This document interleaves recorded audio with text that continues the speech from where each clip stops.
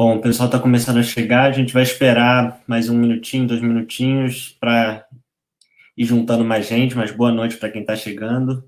Vamos começar daqui a pouco a nossa conversa.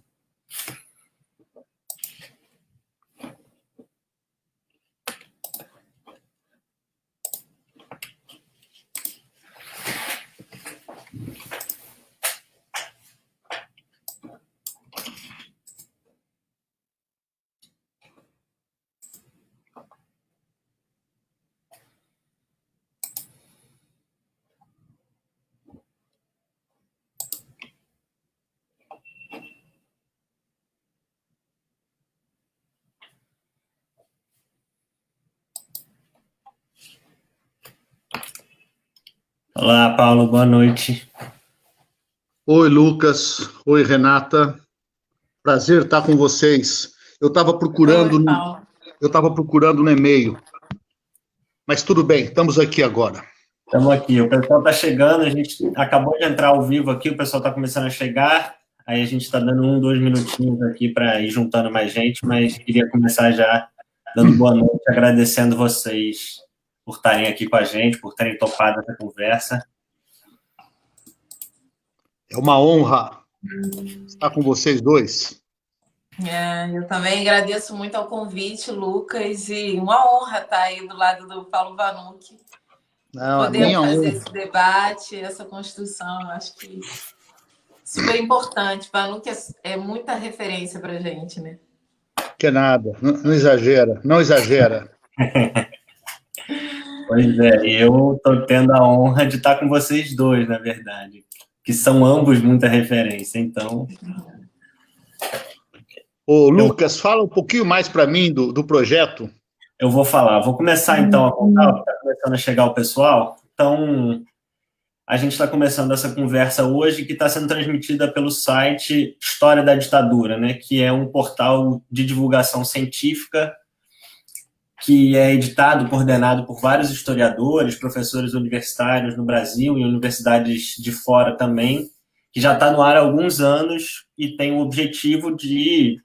É isso, né? Fazer divulgação científica de pesquisas acadêmicas sérias e baseadas em fontes e critérios acadêmicos e científicos sobre a ditadura no Brasil, né? Um pouco nesse espírito de disputar essa memória, essa narrativa que vem sendo tão vilipendiada, né, nos últimos anos. E durante a pandemia nós fizemos um projeto paralelo chamado História em Quarentena, que foi também um projeto de divulgação científica que envolveu historiadores, cientistas sociais, mas também vários militantes, pessoas que estão na luta política também. A gente conversou com o Jean Willis sobre ideologia de gênero, conversamos com a Manuela Dávila sobre fake news, e ao longo da pandemia a gente abordou uma série de temas diferentes, tentando também aí entrar nesse espírito da divulgação científica, né, que eu acho que se tornou um pouco uma chave importante nesse momento.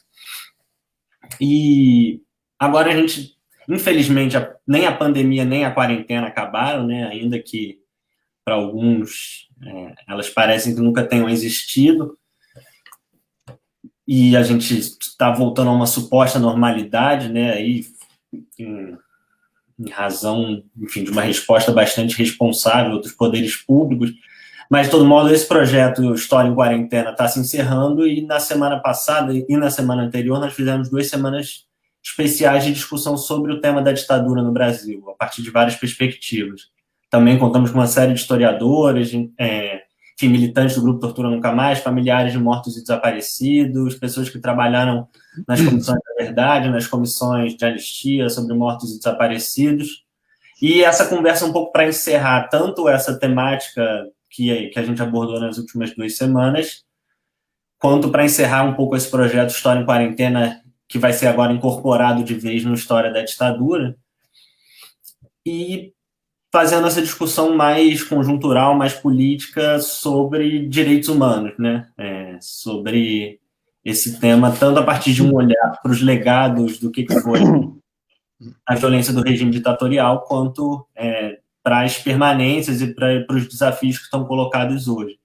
Então, a gente está muito feliz, na verdade. Aí eu queria voltar a agradecer vocês dois, porque acho que dificilmente a gente teria como estar com duas figuras mais representativas desses dois momentos das lutas e das políticas de direitos humanos no Brasil.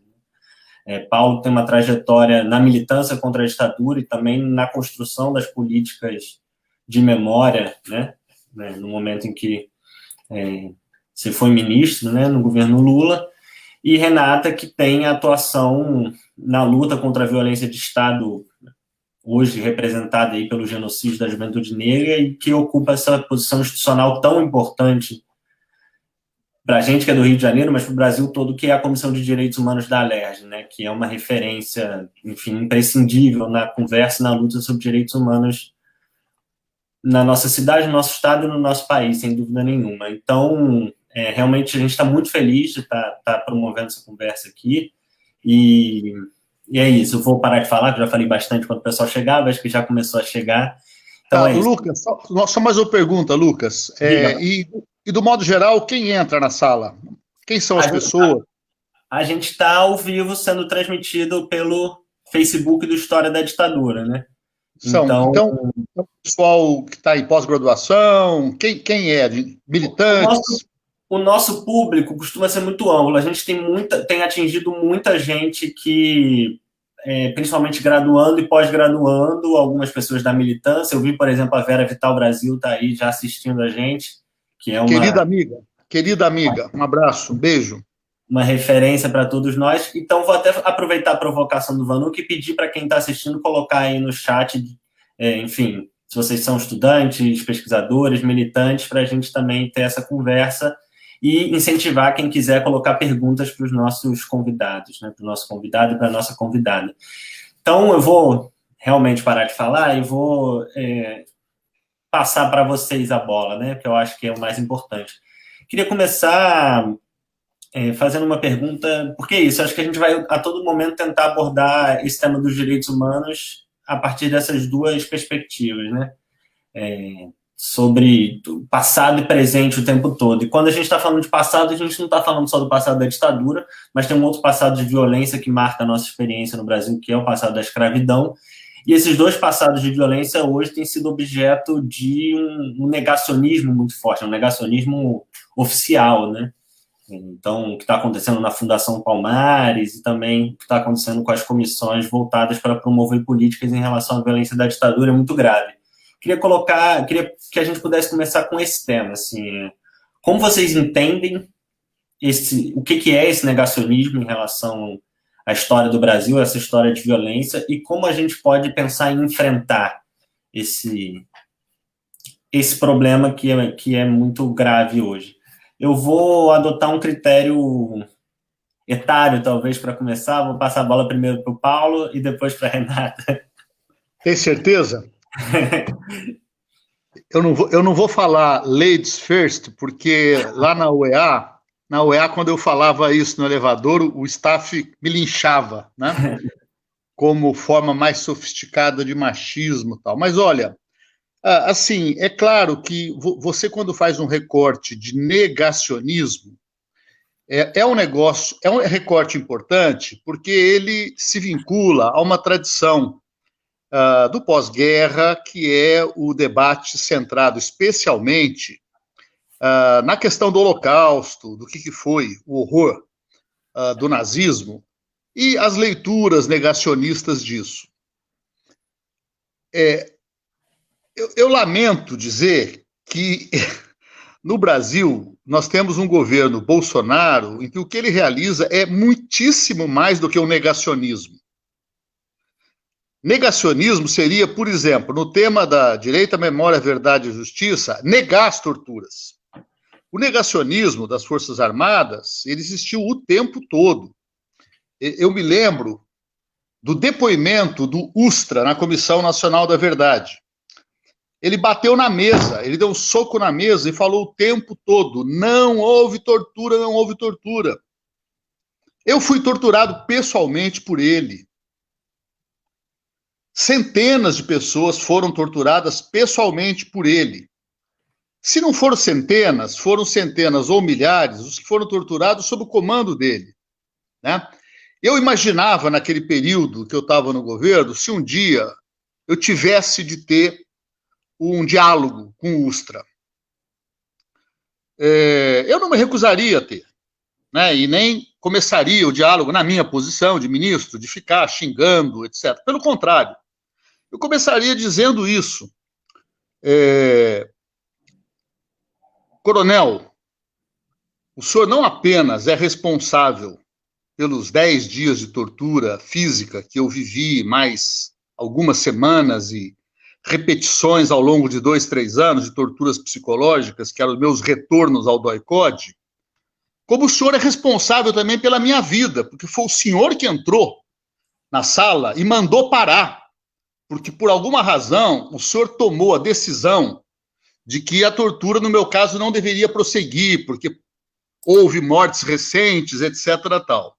O senhor, quando nega, o senhor está violentando, inclusive, uma ética militar, que é o chamado bril militar.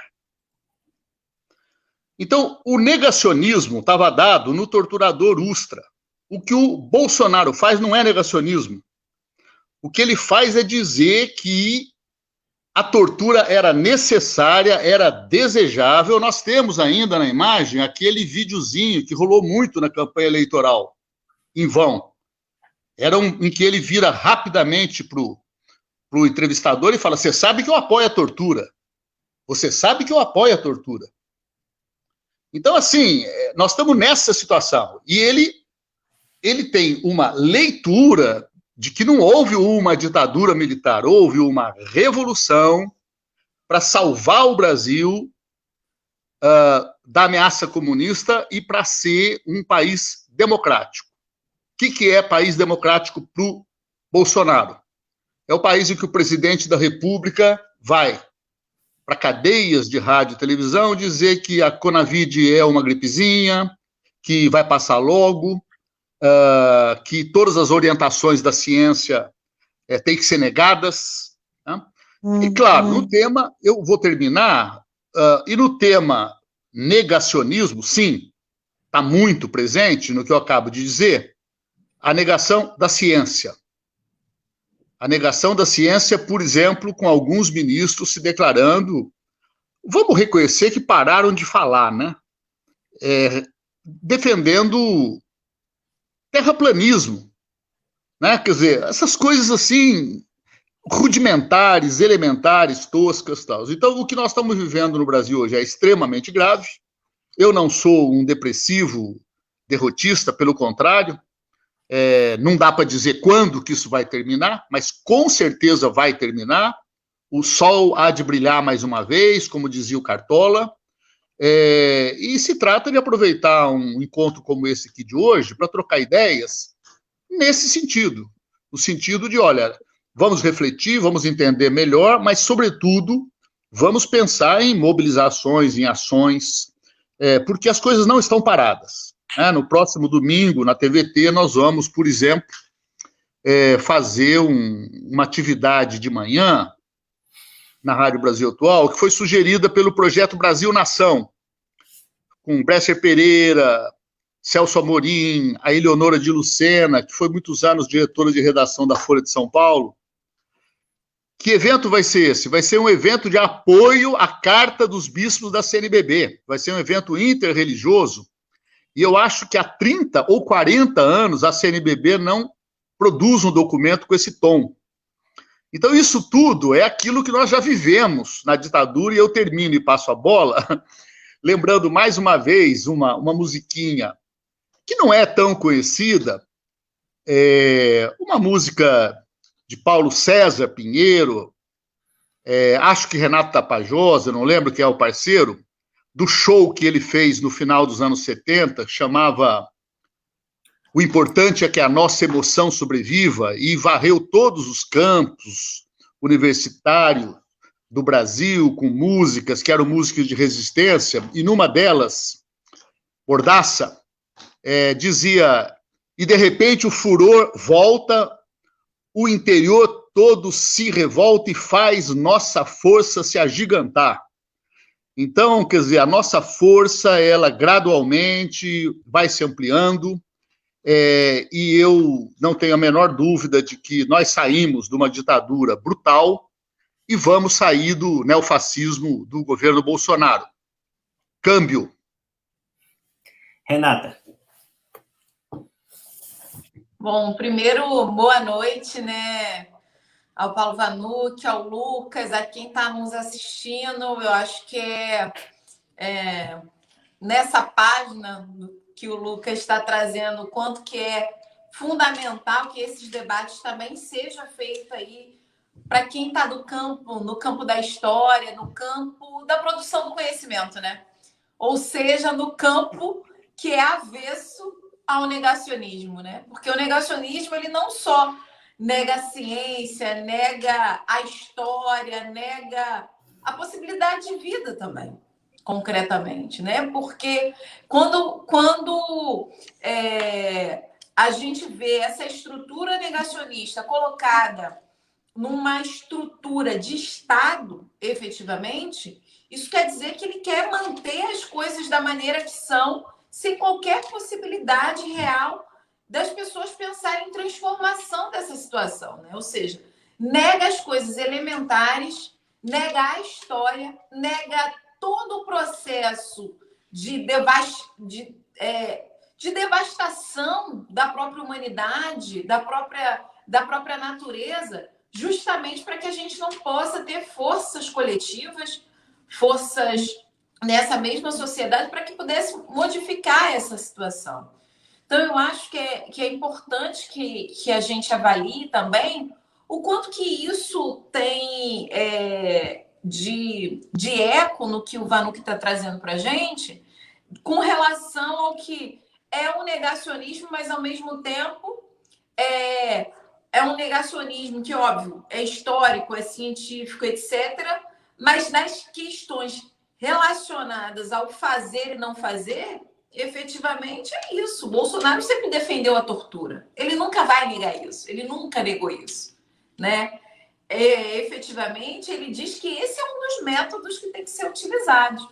Mas quando a gente olha a nossa história e a possibilidade de negar essa história é justamente não repeti-la, né? Porque quando ele nega que houve, então, nesse momento, a gente não pode, inclusive, achar que a tortura acabou no Brasil, né? E, efetivamente, a gente sabe onde que a tortura se perpetua, né? Então, quando a gente olha o que foi a ditadura e o que é o prolongamento, na verdade, de processos antidemocráticos em plena democracia, a gente vê o quanto que a nossa história ela revive a cada momento, né? Porque num processo de redemocratização, quem é que ficou de fora do processo de redemocratização?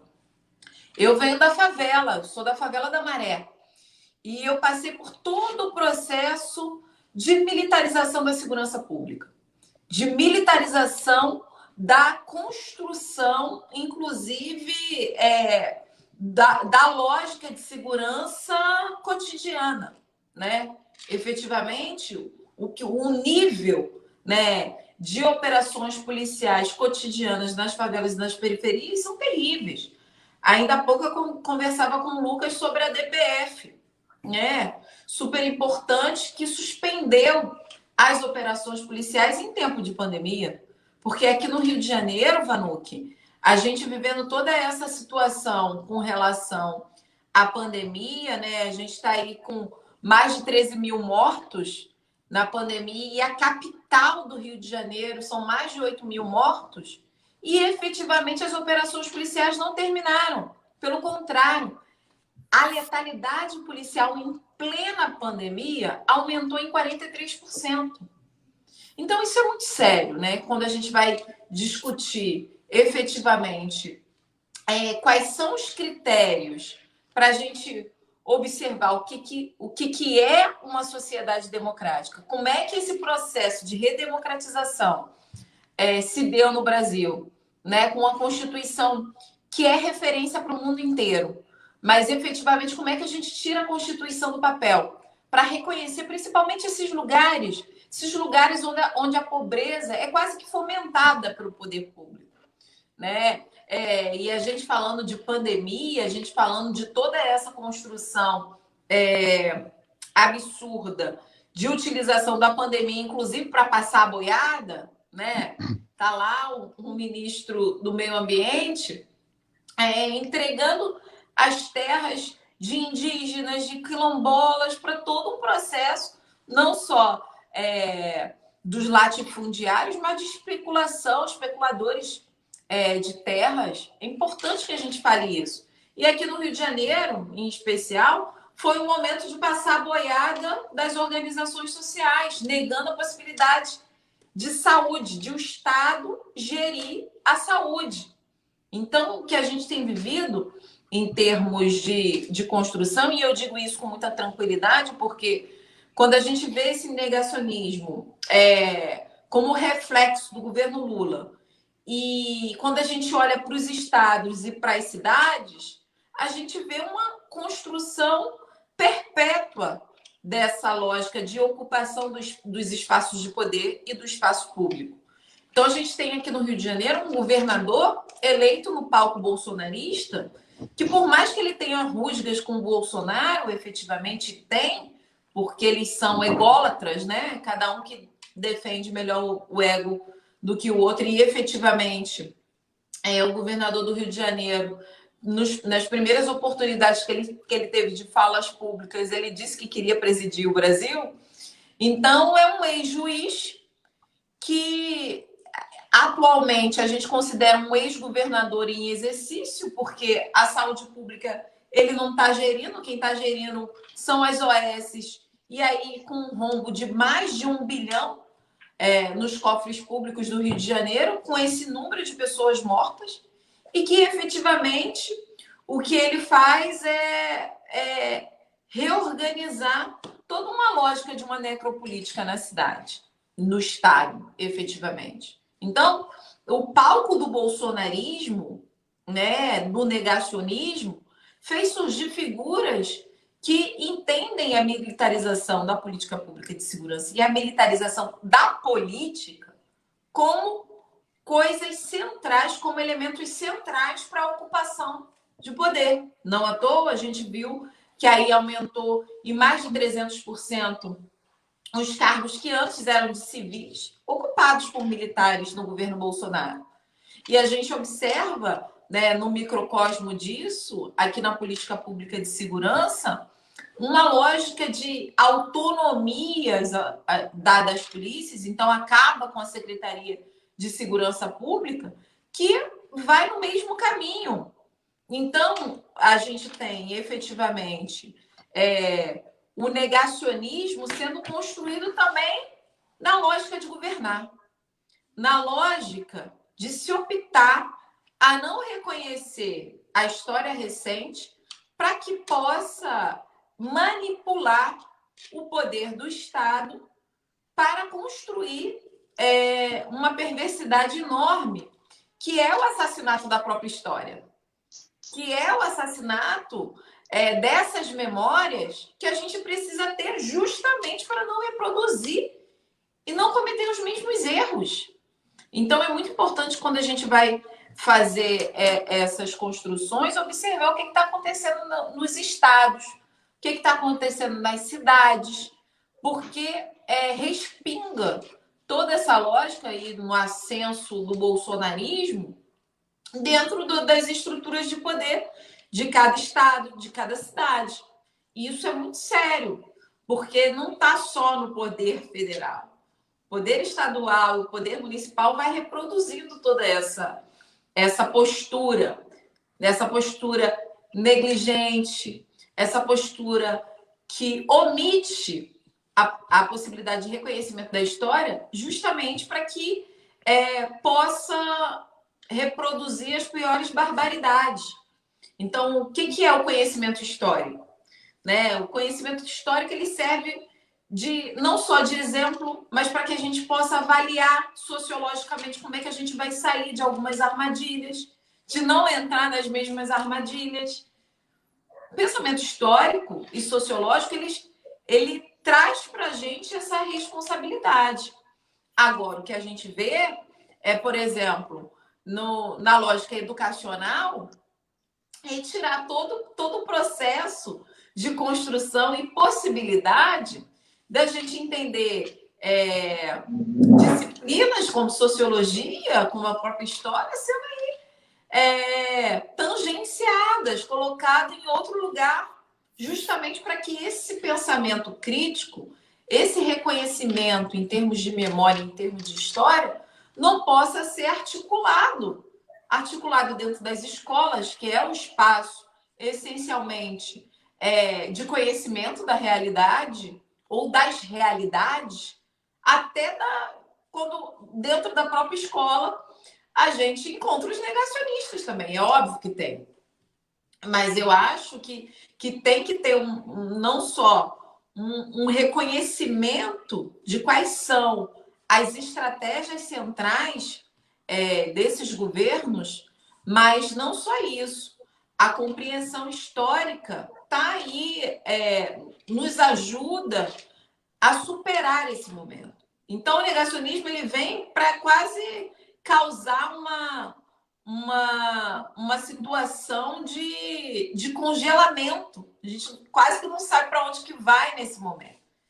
E a gente precisa dessa construção que é feita coletivamente, que é feita por pensadores, mas inspirada nas experiências concretas das pessoas. Então, o Vanuc está aqui dizendo, eu fui torturado.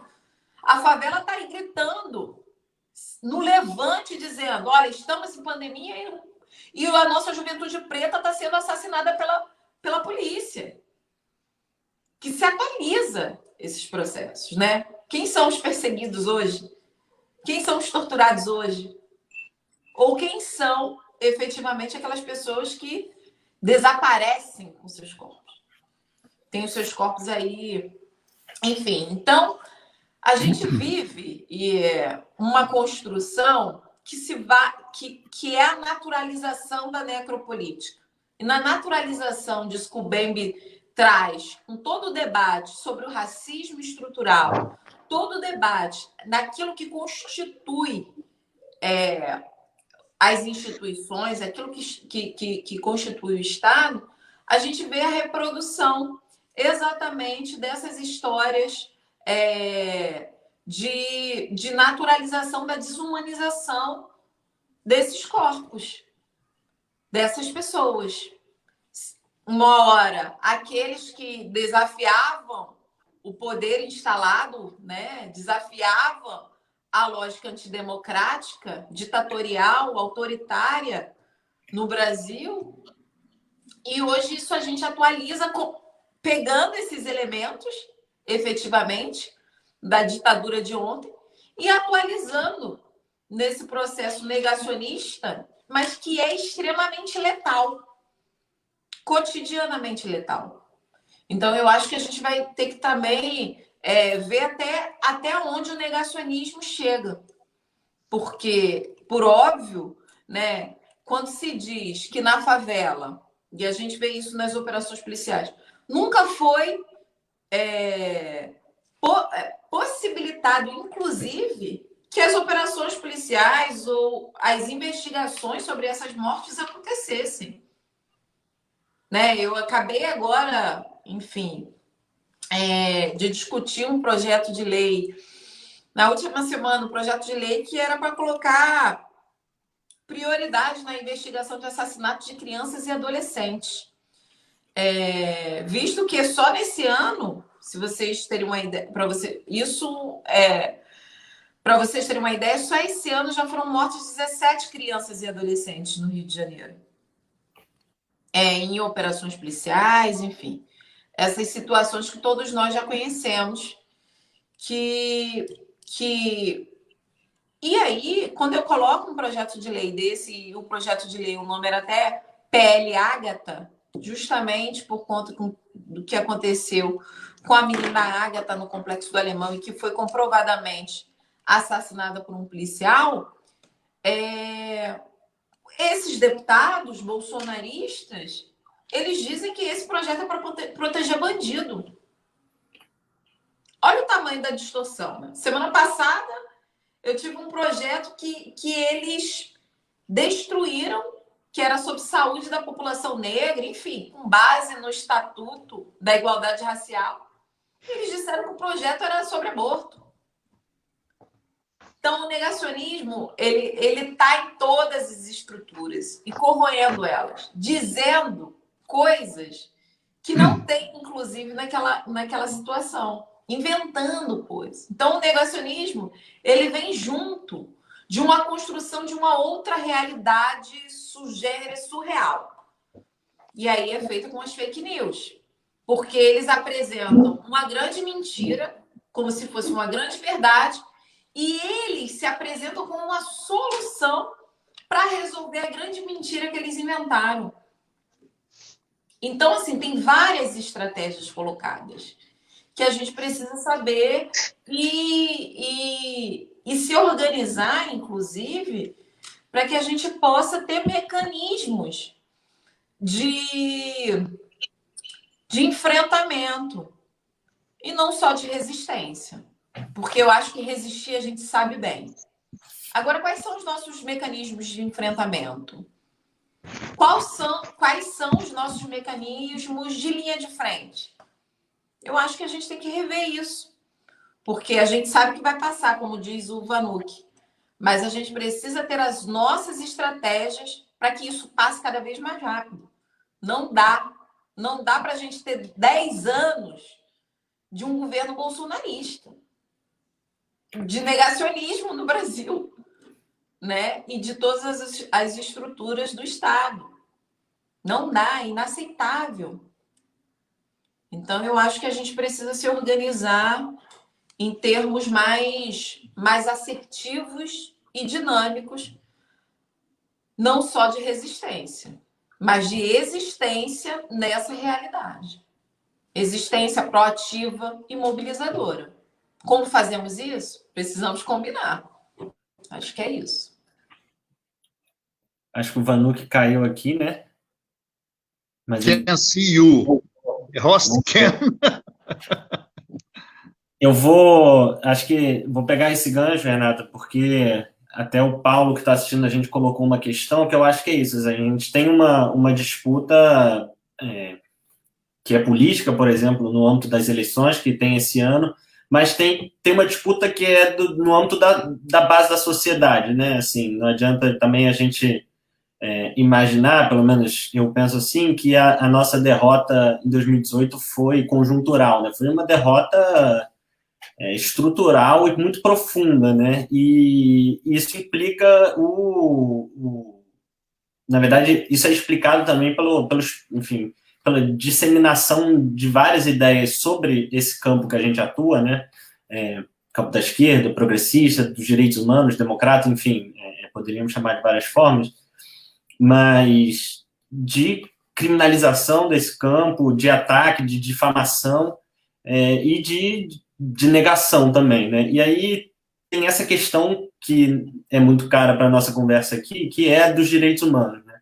A gente não é de hoje a ideia de que direitos humanos é para defender bandido, direitos humanos para humanos direitos, mas parece que hoje essa é uma fala muito forte e que acho difícil que a gente consiga voltar a projetar vitórias sem reverter também essa ideia disseminada na sociedade. Então, devolvo a pergunta para vocês, assim, como vocês acham que é possível reverter essa visão que existe sobre os direitos humanos hoje, segundo a qual os direitos humanos é algo a ser banido, né? É algo subversivo.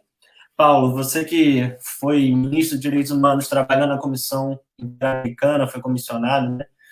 E agora atua na Comissão Arnes, como vocês têm discutido isso? Como reverter essa visão negativa sobre os direitos humanos? Lucas, bom, primeiro, corrigindo a minha entrada, que foi sem saudações, né? Uma alegria estar aqui com vocês, com todo o pessoal que está participando, voltar a estar com o Lucas e, pela primeira vez, uma atividade com a Renata, que eu tinha já ouvido falar bastante bem, mas ainda não tinha, assim, esse encontro pessoalmente.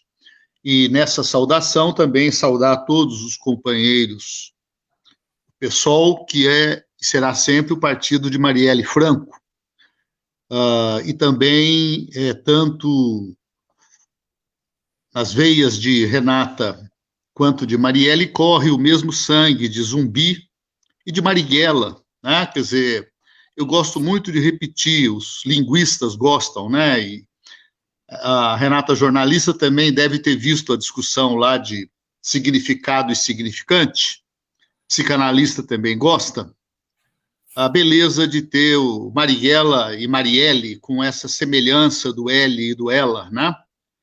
É uma coisa muito, muito estimulante. Posso te contar Hein, Vanucchi, posso te contar de como a gente chamava a Marielle no pré-vestibular comunitário? Marighella. Marighella.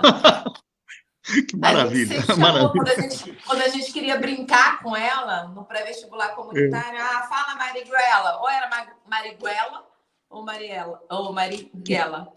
A gente brincava sempre. Coisa legal. E eu que estou lendo, aproveitando a quarentena, estou lendo super atrasado o livro do Marighella, do Mário Magalhães, que deu o filme do Wagner Moura, que nós não pudemos ver ainda, né? Bom, sobre as políticas públicas em direitos humanos, num contexto como esse, e sobre esse tema, viu, Lucas, eu acho que haverá uma noção distorcida de direitos humanos em áreas populares, em áreas pobres. Mas não é o retrato que uma certa mídia constrói disso. Às vezes, a militância de direitos humanos, ela lida como se todo mundo achasse que direitos humanos é defesa de bandido. E eu, quando estava no governo, cuidei de fazer uma pesquisa nacional, que custou caro. Foi feita pela empresa, uma licitação, uma empresa do Gustavo Venturi, que é um sujeito que dirigiu durante alguns anos o Datafolha. E na pesquisa sobre a percepção de direitos humanos, nós fizemos essa pergunta. Direitos humanos é defesa de bandido. Menos do que 30% concordaram com isso. E se eu perguntasse ali no meu staff, todo mundo acharia que era 70%. 70% concordaria. Então, foi um dos dados mais importantes, e essa pesquisa não se repete. 100 rádios terão horas e horas, todo santo dia, dizendo que o povo entende que direitos humanos é defesa de bandido, etc. Então, primeiro, né, é preciso ter essa cautela de que existe, mas não é uma coisa avassaladora. Assim como a gente tem que ter uma certa cabeça fria, nervos de aço, na percepção de que o Bolsonaro, com todas as fraudes eleitorais, ele teve maioria de votos, o que não quer dizer que a maioria que votou naquele momento seja fascista, que concorde com a tortura, etc. Tal. Então, assim, nesse sentido da percepção, o que fazer? A gente pode dizer, na sociedade civil, nós temos de fazer isso, as organizações, o movimento, assim, eu sou um otimista patológico, incurável, e volto a falar de novidades, quer dizer, a Terra não está parada, ela continua se movendo. Falei da CNBB, haverá nesta sexta-feira um dia nacional de todas as centrais sindicais juntos para denunciar aí a passagem fúnebre do número 100 mil, que esse presidente disse que era uma gripezinha, disse que não era coveiro e disse o famoso e daí, né? Então, as coisas estão acontecendo. Agora, eu acho fundamental, absolutamente fundamental, para que uma percepção positiva dos direitos humanos, ela se torne, assim, amplamente hegemônica, o resgate, a exorcização do aparelho de Estado, do fascismo, que se apoderou dele, do neofascismo, o nome que a gente dê, seja no Rio, seja em escala federal, seja em tantos outros estados, com a honrosa exceção do Nordeste brasileiro, né, com 9 estados, que corresponde hoje à área, inclusive, onde o Brasil vota melhor. do que em São Paulo, do que no Rio, do que em Minas, do que no Rio Grande do Sul, etc. Tal. Então, assim, ter o aparelho de Estado, para ter um sistema de educação, para ter programas, projetos, a Vera Vital Brasil, ela está aqui, presente, ela sabe de uma pequena brecha que o Ministério da Justiça, a Comissão de Anistia, o Paulo Abrão, que hoje é o secretário executivo da Comissão Interamericana em Washington, abriram, criando as chamadas clínicas do testemunho, que tiveram organizações, pela primeira vez, décadas depois, oferecendo para as vítimas da ditadura, da tortura, um apoio psicológico, né, grupos que discutiam isso, e descobertas, para mim, que desde 20 anos de idade sou militante sobre a questão da tortura, os nomes dos torturadores, o nome dos torturados, os mortos desaparecidos. Eu aprendi coisas novas. Eu aprendi, por exemplo, que há um problema grave com filhos dos que sofreram repressão. Ou seja, o que foi... isso acontece também na história do Holocausto. Pessoas que não estiveram no campo de concentração, às vezes filhos, às vezes netos, começam a chorar no café da manhã, na frente dos filhos, porque estão lembrando do choro da mãe, do choro do pai. A transmissão geracional do trauma. Então, nesse sentido, eu acho fundamental voltarmos a acreditar fortemente na disputa política. O ciclo é terrível, os ciclos de irracionalidade acontecem na história. O mais grave das décadas recentes foi a vitória eleitoral de Adolf Hitler, e começa a irracionalidade pelo fato de que ele teve rigorosamente 1/3 dos votos, um tiquinho a mais do que 1/3, e 2/3 eram de esquerda, divididos entre Partido Comunista e Partido Social Democrata, cada um elegeu o outro como inimigo principal, e ele, por um tiquinho de voto, ficou em primeiro lugar, que suscitava a indicação dele como chanceler, primeiro-ministro, que não era obrigatório, o presidente podia ter recusado a indicação, mas acabou aceitando. E em poucos anos, o mundo mergulhou nessa catástrofe que gerou 60 milhões de vidas humanas e terminou com 2 bombas atômicas jogadas desnecessariamente sobre populações civis. Crianças, idosos, pessoas enfermas.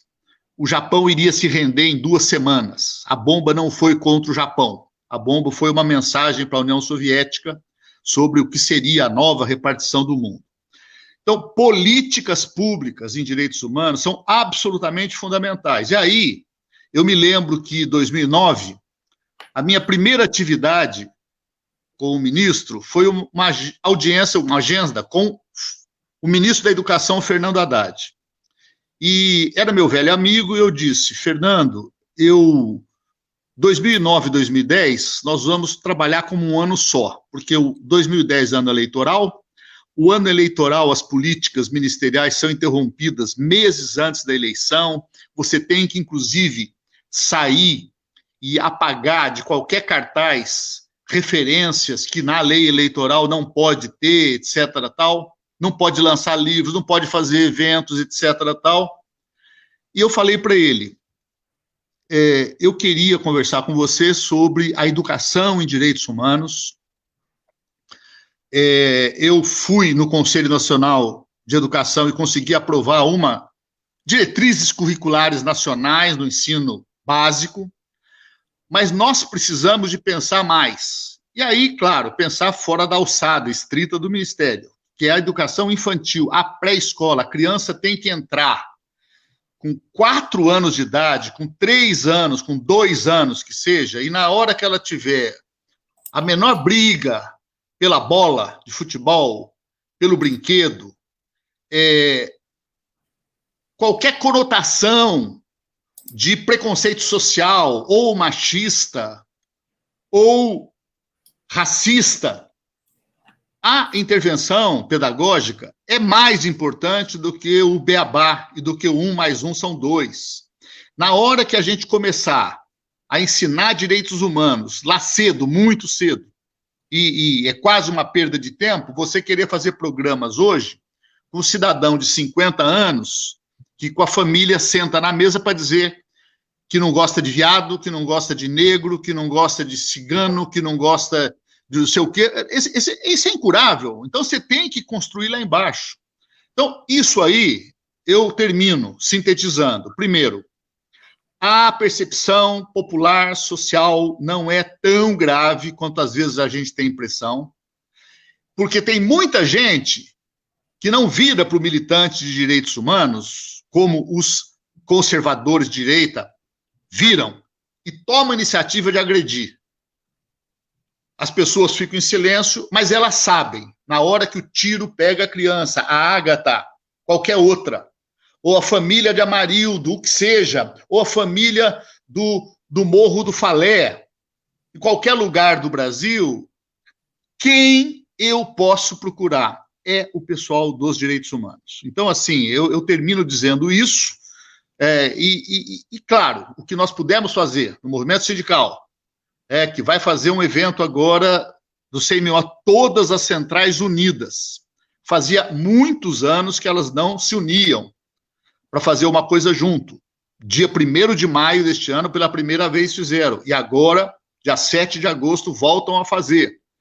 Tem propostas de parar as fábricas por 100 minutos de manhã, né, pela simbologia dos 100 mil. E mais, quer dizer, o movimento sindical, que é tradicionalmente visto como um movimento que luta pela campanha salarial, pelo seu emprego. Ele vai fazer uma luta sobre a pandemia, uma luta de denúncia da política oficial brasileira que levou a um saldo catastrófico, não vai ficar em 100 mil, e com o procedimento adequado que a OMS apresentou e que já permitia ao Brasil, pela vantagem que teve de ter chegado aqui só em março, quando já havia meses de experiência de aprendizado em outros países, esse número podia ter ficado abaixo de 30 mil. Ele vai chegar em 200 mil. O presidente Jair Bolsonaro é diretamente responsável, e eu creio que um dia será possível processá-lo judicialmente. Judicialmente. Assim como nós já começamos a abrir procedimentos na Justiça Internacional. A Comissão Arnes mesmo, ela é coautora de uma das representações no Tribunal Penal Internacional, das várias, mas ela é a que tem fundamentos técnicos jurídicos mais promissores, porque ela pega a questão indígena, que nessa live nós não podemos esquecer, como não podemos esquecer pandemia, numa live, nenhuma live que a gente faça hoje, na semana que está havendo um julgamento importante sobre a questão indígena, e porque há grupos indígenas que podem ser exterminados. Basta as crianças todas morrerem, de um grupo que tem 60 pessoas, 80, e aquele povo indígena vai desaparecer. Então, o Jair Messias Bolsonaro tem de ser responsabilizado judicialmente. Aqui no Brasil, e na Justiça Internacional, no sistema ONU e no sistema OEA. Câmbio. Renata. Bom, eu estou de muito acordo com o que o Vanuc trouxe. Afinal de contas, direitos humanos, ele tem que ser trabalhado pedagogicamente, na estrutura educacional. A gente precisa fazer que isso seja assumido pelos nossos, por toda a nossa prática, e principalmente por todas as defesas que a gente faz em diferentes lugares. Claro que quando a gente está falando de um governo democrático, colocar isso como meta de construção da sua política é fundamental. E é claro, né, Vanuc também é jornalista, a gente vê o quanto que os meios de comunicação não fazem um debate necessário que precisamos para esse reconhecimento dos direitos humanos como algo super importante e que a gente não deve abrir mão, né? Porque quando a gente abre abre mão dos direitos humanos, a gente está dizendo que vale a tortura, vale, por exemplo, naturalizar, porque que umas pessoas morrem e outras não. né? Vale naturalizar todas as mortes que acontecem cotidianamente nas favelas e nas periferias, quando você não olha os direitos humanos como um contrato social, como algo que nos trouxe um debate fundamental diante das mais atrocidades, de uma mais atrocidade que a gente teve da humanidade, que foi exatamente o Holocausto. Então, eu acho que os governos democráticos têm que assumir a educação a sua aliança pedagógica com a costura central com os direitos humanos. Então, sem dúvida nenhuma, a gente está falando da educação infantil, a gente está falando do primórdio dessa criança enquanto sujeito social, efetivamente. Então, é muito importante também, e aí, quando eu estou falando de comunicação, os meios de comunicação, né, os jornalistas, por exemplo, eles são, né, tá lá no seu, enfim, no seu código de ética, né, tá lá no nosso código de ética, enquanto jornalistas, defender os direitos humanos. E eu acho que muitas vezes a notícia pela notícia e toda a naturalização que a gente faz quando esses corpos são desumanizados, então, desde operações policiais que deixam lá o seu rastro de sangue e de chacina, porque aí, na verdade, você não faz o debate a fundo. O que vira notícia vira um número de mortos. E não a desconstrução do que é a garantia da dignidade humana pelo próprio poder público, né? Pelo próprio poder do Estado, na gerência aí da sua força. Então, é fundamental que a gente também traga esse debate para os meios de comunicação de maneira muito mais concreta. Porque, assim, na hora de falar, e esse é um debate que a gente sempre teve, fui do sindicato dos jornalistas aqui no Rio, e é sempre impressionante, né? Todo e qualquer elemento que a gente vai falar em termos de comunicação, em termos de abordagem, eles precisam ser observados, porque existe uma diferença muito grande entre liberdade de expressão e liberdade enfim, de naturalizar o assassinato das pessoas, sabe? São coisas diferentes.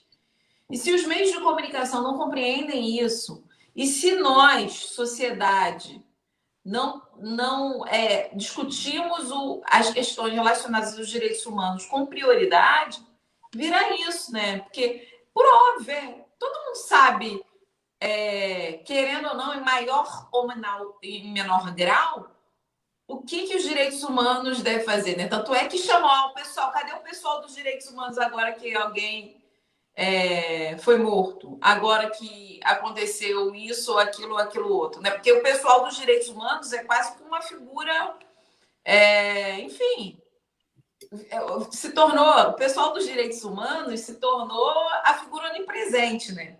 Porque no final das contas aparece em todo lugar, porque é quem vai denunciar as atrocidades, e que as pessoas rapidamente lembram. Porque vai falar assim, não, o que eu li foi porque essa pessoa dos direitos humanos foi lá na questão quando todos os outros direitos humanos da pessoa ela perdeu, e efetivamente o último deles foi o seu direito à vida, né?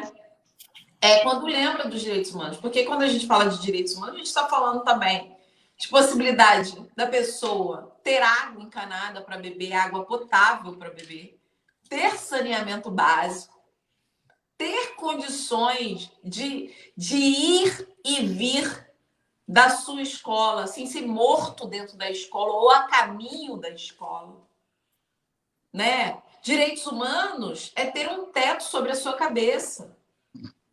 Então, assim, é importante que a gente também traga a amplitude do que representa a defesa dos direitos humanos, justamente porque o pessoal dos direitos humanos só vai ser lembrado quando efetivamente uma pessoa perdeu a sua vida. E é o que a gente fala, esse é a ponta do iceberg da violação dos direitos humanos.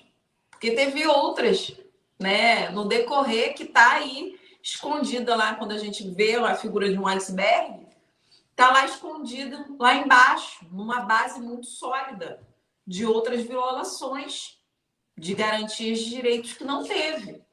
Então, essencialmente, quando a gente fala de defender os direitos humanos nessa sociedade onde o capitalismo tira, inclusive, a humanidade dessas pessoas, onde o poder do capital, o poder econômico, vai dizer quem é que pode viver e quem é que pode morrer, onde a gente vê cada vez mais todo um debate, e durante a pandemia a gente está vendo isso aí de montão.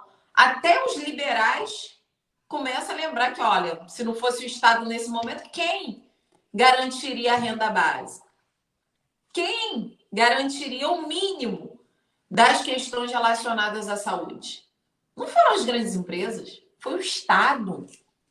Então, a gente não pode deixar que o Estado abra mão de fazer a defesa intransigente dos direitos humanos, a defesa intransigente do direito à vida. Então, é fundamental que a gente organize também a nossa linha de raciocínio, ainda que compreendamos toda a complexidade que representa os direitos humanos, mas que os direitos humanos possam ser, na nossa coerência, enfim, na nossa militância, na nossa construção do conhecimento, do pensamento, como tem muita gente aqui, enfim, trabalhando com as questões relacionadas à história e à memória, de lembrar que os direitos humanos ele é essencial. Não dá para que a gente se desumanize numa lógica tão perversa, onde não conseguimos reconhecer o outro como dotados ou deveria ser dotados de direitos, sabe? Eu acho que esses são os desafios que estão colocados para a gente e que, óbvio, né, na política do negacionismo, nesses que ocuparam os poderes, os direitos humanos vira quase que o lado mais perverso, digamos assim, do que está colocado na nossa sociedade. E é muito louco, porque quando a gente foi disputar a Comissão de Direitos Humanos, e talvez o Vanuc não saiba dessa história, mas o PSL, o partido do Bolsonaro, né, do início, eles brigaram com a gente porque eles queriam assumir a presidência da Comissão de Direitos Humanos. Justamente, e isso não foi só uma questão do Rio de Janeiro. Isso aconteceu em outras assembleias legislativas, justamente porque as comissões de direitos humanos são centrais para a apuração dessas denúncias de violações. Então, eles queriam ocupar esse lugar justamente para tirar o potencial de trabalho desse lugar. Né? Quando a gente olha toda a construção que é feita, inclusive, para uma tentativa de deslegitimar esse lugar, inclusive, tem todos os ataques cotidianos, né? Todos os ataques possíveis, né? Só para você ter uma ideia, eu denunciei o governador do Rio de Janeiro, a ONU e a OEA, por causa dos helicópteros utilizados como plataforma de tiros. E ele pede que o partido dele casse meu mandato na Alerj. E o argumento era: ela usou a Comissão de Direitos Humanos contra mim. Olha que loucura! Ela não perguntou para os outros deputados. Ela tinha que perguntar aos outros deputados se ela podia me denunciar na ONU ou na OEA. Então, olha o tamanho do autoritarismo, de uma lógica onde o bolsonarismo elegeu um ex-juiz, elegeu o próprio Bolsonaro e toda a sua trupe num lugar onde eles acham que eles mandam em tudo, inclusive descaracterizando concretamente tudo que representa o poder legislativo e tudo que representa o poder judiciário. Né? Esse que é o desmonte das instâncias democráticas, das instâncias de poder que são autônomas e que, nesse momento, são colocadas aí a toda prova diante do que é o autoritarismo do bolsonarismo no poder. Então, são muitos desafios, mas o que a gente não pode abrir mão, efetivamente, é da defesa intransigente dos direitos humanos. Ô Lucas, você me deixa falar mais um pouquinho sobre esse tema? Claro.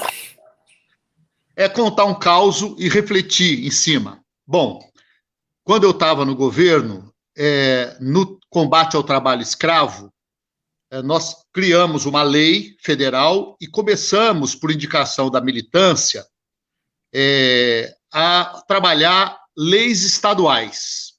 E conseguimos algumas. Então, eu andei viajando para visitar governadores, e num dos governadores que eu visitei, que não posso dizer ainda quem era, etc., um governador bastante rico, e tinha toda a ideia, o folclore, a onda de que eu era uma pessoa muito próxima do Lula, porque, de fato, eu sou assessor do Lula desde 1980. E a primeira-dama, que também ocupava uma secretaria, ela faz uma festa para mim, num café da manhã, antes do evento, e faz uma festa e fala, olha, eu queria muito conhecer o senhor, porque Dona Marisa fala muito bem do senhor. Sabe, ministro, porque aqui o pessoal dos direitos humanos é fogo. Um dia desses, foi preso em flagrante um sujeito que estuprou e matou uma menina de 7 anos. O senhor acredita que às 2 horas da madrugada, quando ele foi para a delegacia, já tinha o pessoal dos direitos humanos para defender ele lá? E aí eu falei, pois é, minha senhora, vê como a nossa vida é dura, né? Quer dizer, porque nós temos uma Constituição, nós temos uma lei. Quando acontece uma coisa absurda dessas, o risco muito grande é dele ser morto, dele ser espancado até morrer, porque as pessoas estão com muita raiva. Mas a lei, mas a Constituição, ela me ouviu, concordou comigo, e quando eu acabei de falar, ela disse, eu já acho que tem que descer o cacete e depois matar. Ela era uma primeira-dama de um governador muito rico, que acabou fazendo a lei, uma boa lei de combate ao trabalho escravo. Então, essa reflexão que eu quero fazer é a gente não vergar diante do tamanho da nossa dificuldade. A nossa dificuldade é essa. O que o senso comum quer fazer com o estuprador que foi pego em flagrante depois de matar uma criança de 7 anos? Durante milênios, a humanidade falou olho por olho, dente por dente. Faz igual. Então, nesse sentido, os direitos humanos é uma coisa muito contra o senso comum, é muito contra a corrente. Como o socialismo. O que é o socialismo? O socialismo é, olha, não tem que ter patrão, não tem que ter empregado, não tem que ter eu vender a minha força de trabalho, tudo pode ser de todos, tudo pode ser partilhado, um pode ser um pouquinho mais rico do que o outro, sim, porque ele trabalha mais, porque ele se esforça mais, tal, mas ele não deve ser o dono do trabalho de ninguém, né? E nós acreditamos nesse sonho.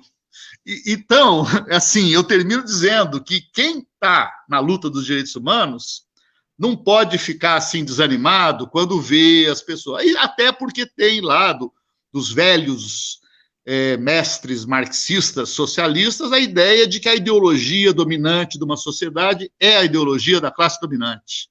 Agora, com tudo isso, nós conseguimos mexer em muita coisa nesse Brasil, conseguimos avançar, né? Conseguimos mostrar que se você fizer políticas públicas voltadas para o povo trabalhador, o país melhora, o que é uma consagração da tese de que se você tiver um regime em que tudo seja voltado para os mais pobres, etc., o país vai ser muito melhor. Câmbio.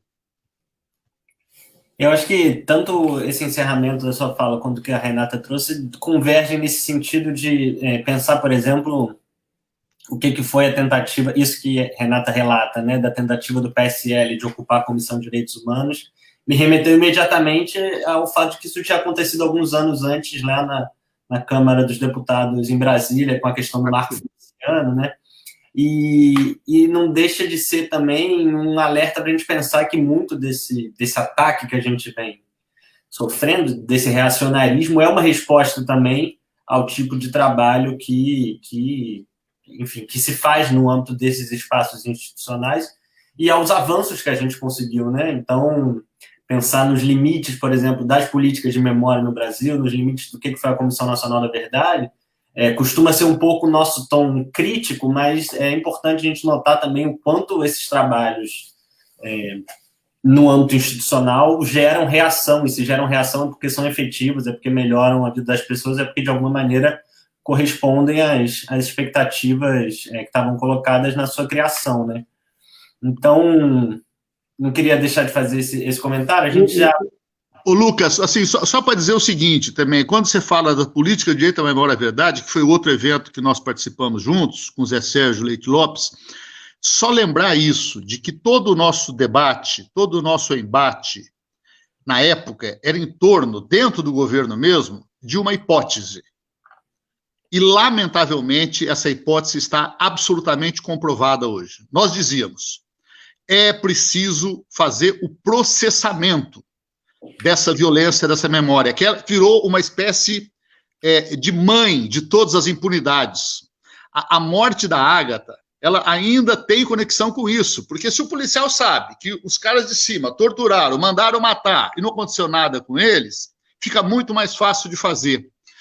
E nós dizíamos, só fazendo esse processamento, e processamento não é jogar todo mundo na cadeia até morrer, como aconteceu na Argentina, que é um processo muito diferente do processo brasileiro, pela sua envergadura, impacto, etc. tal.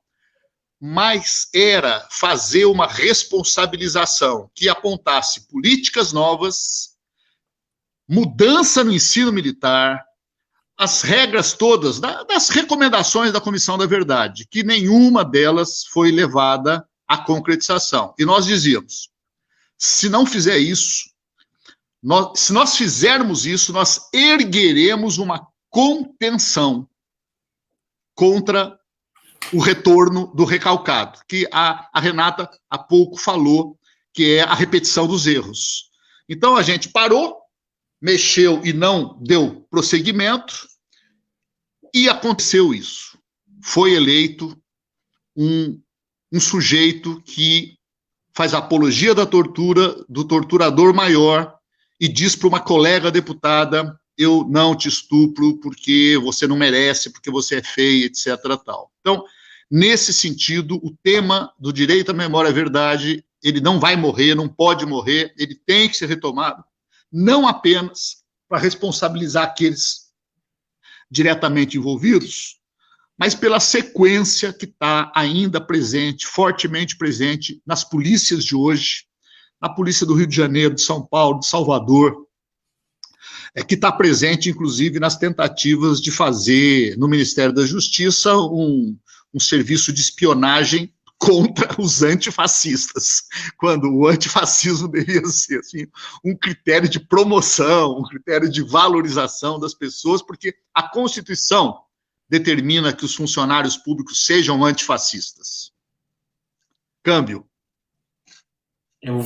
A gente já está com 1h e pouca de conversa, a gente está batendo também perto do teto do combinado, mas eu quero pegar uma pergunta que a Vera colocou aqui no chat, e eu vou remodelar um pouco a pergunta da Vera para passar a bola para vocês. A gente está falando muito de disputa de memória, né? E das formas pelas quais a gente, enquanto sociedade, conta a nossa história. E esse é um debate que ficou muito forte nas últimas semanas, nos últimos meses, em razão, depois da morte do George Floyd, né, do movimento Black Lives Matter, vidas negras importam, vidas faveladas importam. Esse debate sobre como a gente conta também a nossa história, as nossas histórias de violência no espaço público, né? E a gente está caminhando para uma eleição municipal e a cidade é o palco das disputas de memória, né? É onde a gente está caminhando, esbarra com a estátua do Castelo Branco lá no Leme, onde a gente passa pelo viaduto 31 de março, onde a gente vai lá e vê um monumento da Princesa Isabel sendo apresentada como redentora, né, como heroína. E esse debate ficou quente, né, nesses últimos meses. Essa questão das formas de memória na cidade. Eu queria que a gente pudesse, já pensando em caminhar para o final, que vocês pudessem falar um pouco sobre isso, assim, seja do ponto de vista mais específico desse debate dos monumentos, né, devemos ou não devemos derrubar um monumento que homenageia um ex-proprietário de escravo, ou de uma maneira mais ampla sobre como vocês enxergam a importância dessa questão de sinalizar a memória no espaço público para que a gente possa também pensar não só a justiça e a responsabilização como uma dessas formas de contenção que o Vanucchi mencionou, mas também a memória como uma forma de contenção ao autoritarismo. Paulo, não dá para esquecer que foi quando você estava no Ministério que a gente teve uma das poucas iniciativas de política de memória no âmbito de toda a história da Nova República em relação à ditadura, que foi a sinalização de vários lugares de memória e os monumentos das pessoas imprescindíveis, né? Então, passo a bola para você, Paulo, sobre esse tema. Não, assim, olha, eu só acho, assim, eu acho que tem tudo a ver, as políticas municipais e o tema eleitoral tem que entrar nisso. Também em várias cidades houve prefeituras que fizeram, né? No governo Fernando Haddad, o secretário de Direitos Humanos, Rogério Sotilli, ele promoveu e inaugurou no Ibirapuera um monumento aos mortos e desaparecidos, que foi uma coisa, assim, muito boa, está lá até hoje, nenhum fascista ousou ir lá e botou uma bomba para destruir, etc. tal. Então, nesse sentido, é muito importante essa coisa que Buenos Aires tem, Paris tem, você está andando em Paris, de repente você vê, aqui, nesse local, jovens foram mortos pelos nazistas, a Itália tem, nós precisamos de desenvolver. E desenvolver isso com uma rotina escolar, como nós fazemos na sociedade civil, né? O Núcleo de Preservação da Memória Política em São Paulo, o Memorial da Resistência, promove visitas monitoradas, né, ao DOI-CODE da Rua Tutóia para contar a história. Isso precisa de ter. Sobre os monumentos, a minha recomendação é cautela. Por quê? Porque a ideia de derrubar monumento vai envolver uma diferença de situações em que você vai ter, por exemplo, a história do torturador, do apologista da tortura, etc. Não tem a menor dúvida. Não pode ter nome de rua, não pode ter nome de ponto. Agora, o Rui Barbosa, a gente derruba a estátua do Rui Barbosa, ele é o patrono da OAB. Na sala do Felipe Santa Cruz, que é filho de desaparecido político, tem um retrato de corpo inteiro do Rui Barbosa. E todo mundo sabe o que o Rui Barbosa fez. Até com uma justificativa nobre, né, para apagar essa infâmia da nossa história, eu vou mandar queimar os arquivos da escravidão. Então, assim, envolveria uma problemática difícil que precisa de ser colocada, como todas as lutas, num contexto de disputa geral de hegemonia. Então, aí entra uma militância nossa, muito inflamada, muito boa, e vai falar o seguinte: não pode ter estátua para o Anchieta, porque os jesuítas, os missionários, no fundo o que eles fizeram foi domesticar os índios para eles serem exterminados. Então, assim, você vai abrir uma briga contra o Anchieta, numa disputa geral de hegemonia. Muita gente que podia estar se aproximado dos pontos de vista dos direitos humanos vai se bloquear porque vê o Anchieta como aquele cara que defendeu os índios, etc. Tal. E como o Anchieta tem centenas na história, né? O racismo, né? E a gente separa o quê? E o Monteiro Lobato? E a carta do Monteiro Lobato para o presidente da Sociedade Brasileira de Eugenia, dizendo que falta faz no Brasil uma Ku Klux Klan, que obriga o negro norte-americano a se manter na sua posição. Ou seja, o Monteiro Lobato, que depois foi comunista, que escreveu coisas boas. Então, como é que faz? E estátua do Monteiro Lobato a gente deixa uma cidade chamada Monteiro Lobato, aqui pertinho de onde eu estou escondido, na Serra da Mantiqueira. Então, assim, aí tem que ir com delicadeza, sabe? Rua Sérgio Fleury, não pode ter. Ustra, não pode ter. Sabe, aqueles generais, assim, não pode ter. Agora, por exemplo, lá em São Paulo, começou uma luta, logo de cara, que era para mudar o nome da rodovia Castelo Branco. Então, aí já começa jornalistas como Hélio Gaspari escrever: olha, o Castelo Branco foi o mais liberal dos generais, ele não queria eternizar a tortura, etc. Tal. Então, em vez de ampliar o campo de disputa, você se isola numa pequena bolha. Então, a política de monumentos tem que ser muito cautelosa. Eu não sei como foi nos Estados Unidos, aí eu precisava de conhecer as figuras, etc. Tal. E, claro, se as estátuas de derrubada foram daqueles sujeitos que matavam, assassinavam, etc. Tal, tem muito mais condição. Agora, vai ter... Bom, vocês sabem, né? Tiradentes não aceitou colocar a questão abolicionista na sua proposta, os Inconfidentes. Simão Bolívar não aceitou. E foram demandados, né? Não, vamos colocar para o Simão Bolívar, né, a questão de abolição da escravidão. Não aceitou. Né? Então, assim, e donos de escravo foram todos os ricos durante 350 anos. Câmbio. Renata. Bom, acho que é isso, né? A gente tem um desafio enorme, porque a história ela implica necessariamente a possibilidade de releituras, né? Eu acho que o tempo inteiro essas releituras elas vão surgindo e é isso. Os heróis de hoje podem não ser os heróis de amanhã, né? E efetivamente é assim que se constrói, inclusive nessas releituras, e o conhecimento histórico ele basicamente ele estabelece essa tensão, né? E a gente vai ter que ter muito cuidado, porque isso sempre porque a história ela sempre vai envolver necessariamente um interesse público, né? Porque deve ser uma atividade pública e exercida com método, né? Com isso que a gente traz do rigor científico, inclusive.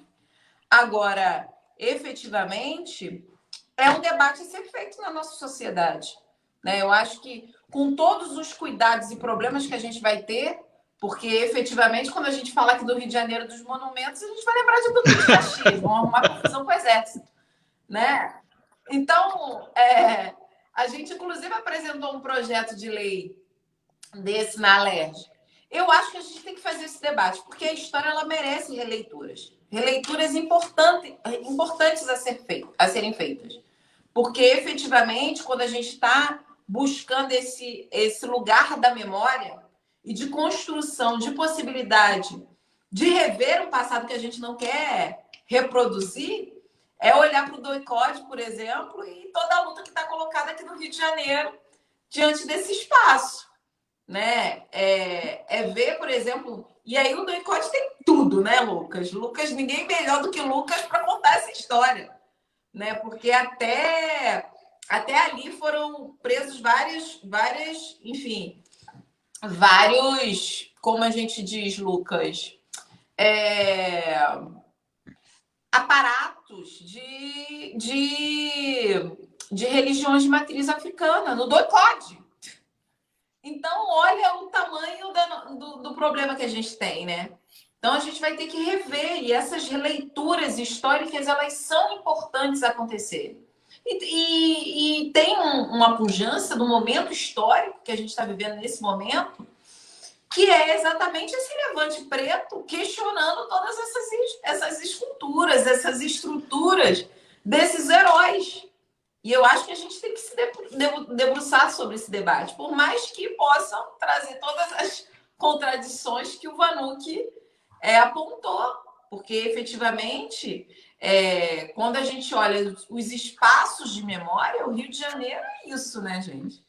Rio de Janeiro, o Rio de Janeiro, você está andando pelos espaços de memória o tempo inteiro, e que efetivamente a gente não vê, por exemplo, a prefeitura organizando esses espaços de memória, como o Vanuc trouxe aqui, a partir de um processo pedagógico e educacional.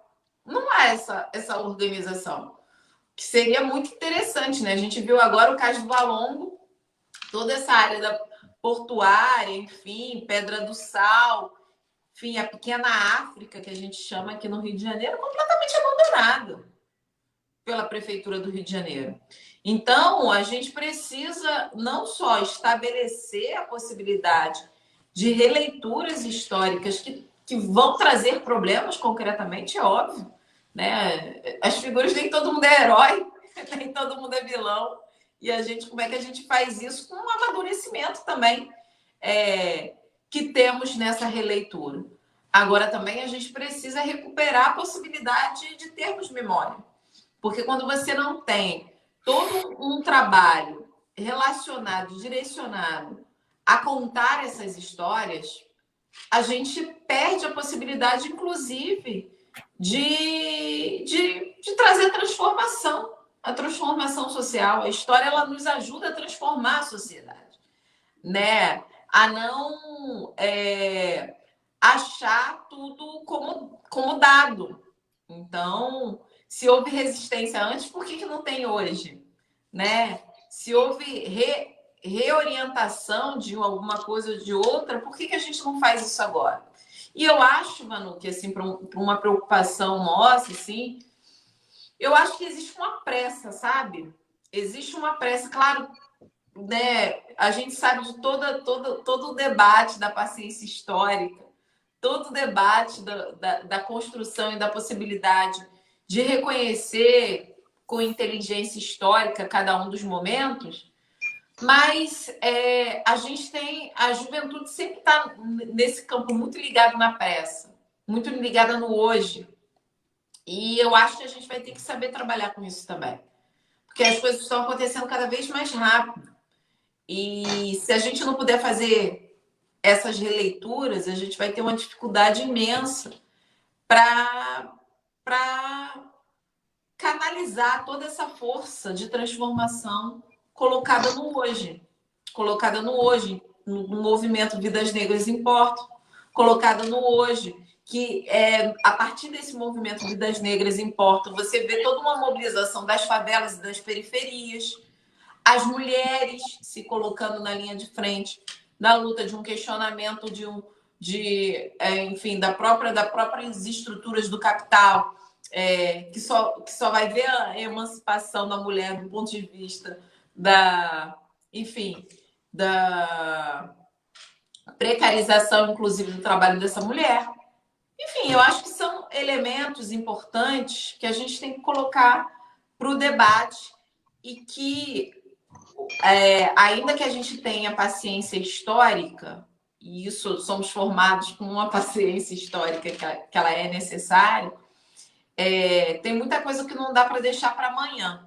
Então, a gente vai ter que fazer as releituras possíveis no hoje para que a gente possa construir uma possibilidade do amanhã. Né? Eu acho que isso também nos desafia a todo momento colocado, né? Eu acho que é por aí.